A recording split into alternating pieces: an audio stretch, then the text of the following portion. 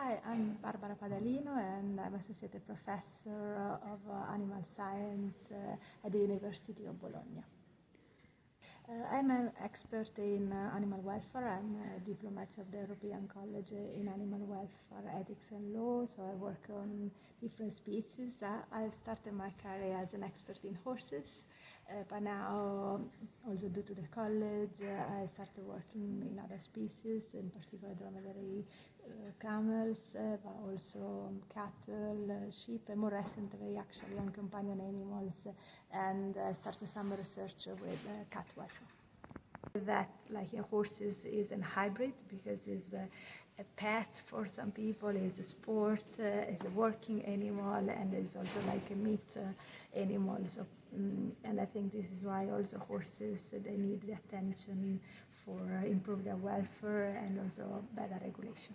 I developed the first protocol to assess welfare in dromedary camels. We have done one for camels kept in intensive and semi-intensive method. Right now we're trying to improve the method and adapt to camels kept in extensive, because that is so far the most common husbandry system. And many people said dromedary camel are the animal of the future with this global warming and they can produce milk and meat, and so they are really possibly the animal who is going to cope better with this global warming.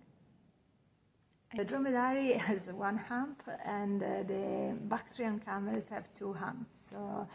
So far I worked only with dromedary camels, which are actually really growing as a population, and we have already some dairy dromedary camel in France, in Spain, in Germany, and in Australia. So many.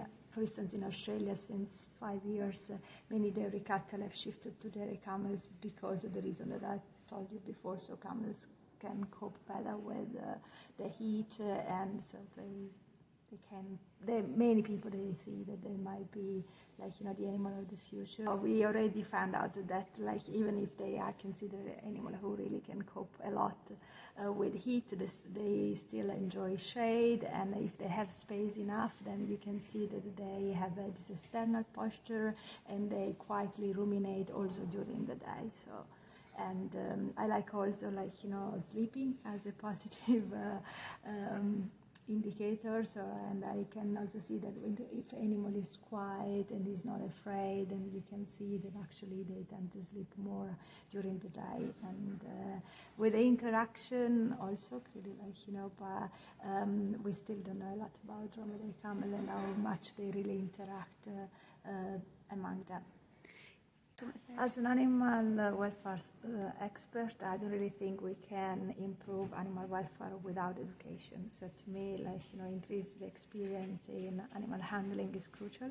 So I am also part of the International Society of Equitation Science, and for us it's really a must to teach people animal learning theory, and so that I think it's really important that animal welfare experts spend part of their time in education. So this is why I organized 2 workshops in Egypt to teach veterinarians how to handle animals, so horses, dromedary camels, and so on, and because that is the first step, and also do something also for the farmer, because many times people treat animal not gently just because that's the way they habit to do. And so this is why we had this project and a camel market in Cairo, because many kids just see adult beating the camels and they think it's normal. So this is why I think it's important to educate also new generation and show them that probably using positive reinforcement training or negative reinforcement training applied well, it's actually much more effective than punishment.